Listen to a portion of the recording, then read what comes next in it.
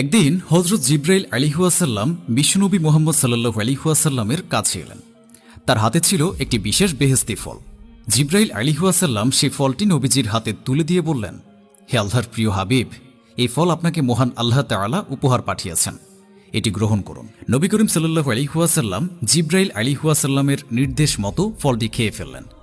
ফলটির সুগন্ধ এতই অপূর্ব ছিল যা তিনি এই পৃথিবীতে আগে কখনো অনুভব করেননি। ফলটি খাওয়ার কিছুদিন পর হযরত জিব্রাইল আলাইহিসসালাম বিদায় নিলেন। এরপর কিছু সময়ের মধ্যেই নবী করিম সাল্লাল্লাহু আলাইহি ওয়াসাল্লামের প্রিয়তমা স্ত্রী হযরত খাদিজা রাদিয়াল্লাহু তাআলা আনহা গর্ভবতী হলেন। আবার একদিন হযরত জিব্রাইল আলাইহিসসালাম নবীজির কাছে এসে এক আনন্দের বার্তা দিলেন, হে আল্লাহর রাসূল, আপনার গৃহে একটি কন্যা সন্তান জন্ম নেবে। এই কন্যা হবে জগতের শ্রেষ্ঠ নারী, সমস্ত নারীদের মধ্যে অনন্য। এই সংবাদ শুনে বিশ্বনবী সাল্লাল্লাহু আলাইহি ওয়াসাল্লাম দ্রুত হযরত খাদিজা রাদিয়াল্লাহু তাআলা আনহার কাছে গেলেন। তিনি বললেন, হে ভাগ্যবতী খাদিজা, আমি জানতে পেরেছি তোমার গর্ভে একটি কন্যা সন্তান অবস্থান করছেন, যিনি হবেন অত্যন্ত ধার্মিক, ন্যায়পরায়ণ এবং সমগ্র মুসলিম নারীদের আদর্শ। গর্ভকালীন সময়ে হযরত খাদিজা রাদিয়াল্লাহু তাআলা আনহা কখনো কোনো কষ্ট অনুভব করেননি। কিন্তু যেদিন হযরত ফাতিমা রাদিয়াল্লাহু তাআলা আনহা পৃথিবীতে আগমনের সময় এলো, সেদিন হঠাৎ করেই প্রসব যন্ত্রণা শুরু হলো। সেই মুহূর্তে ঘরে তার সাহায্যের জন্য আর কোনো নারী উপস্থিত ছিল না।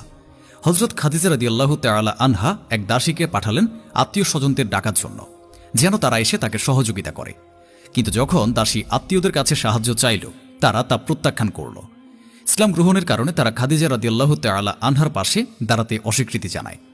তারা বলল, আরবের ধনবান যুবকদের প্রস্তাব প্রত্যাখ্যান করে খাদিজা এমন এক দরিদ্র ও অশিক্ষিত যুবক মুহাম্মদকে বিয়ে করেছে, নাউজুবিল্লাহ। আবার তার নবপ্রবর্তিত ধর্ম অনুসরণ করে আমাদের সম্মানেও কলঙ্ক লাগিয়েছে। আজ তার বিপদের সময় আমরা তার পাশে থাকতে পারি না। দাসী ফিরে এসে সব কথা হযরত খাদিজা রাদিয়াল্লাহু তাআলা আনহাকে জানালো। একাকী অসহায় অবস্থায় খাদিজা রাদিয়াল্লাহু তাআলা আনহা আল্লাহর সাহায্য কামনা করলেন। তিনি জানতেন এই কঠিন মুহূর্তে একমাত্র আল্লাহ তাআলাই রক্ষা করতে পারেন। হঠাৎ করে তিনি দেখলেন তার ঘর অপূর্ব এক নূরে ভরে গেছে। আশ্চর্য হয়ে তাকিয়ে দেখলেন 4 জন ঝকঝকে রমণী তার সামনে উপস্থিত। ভয়ে কাঁপতে কাঁপতে জিজ্ঞেস করলেন, আপনারা কারা, কেন এসেছেন?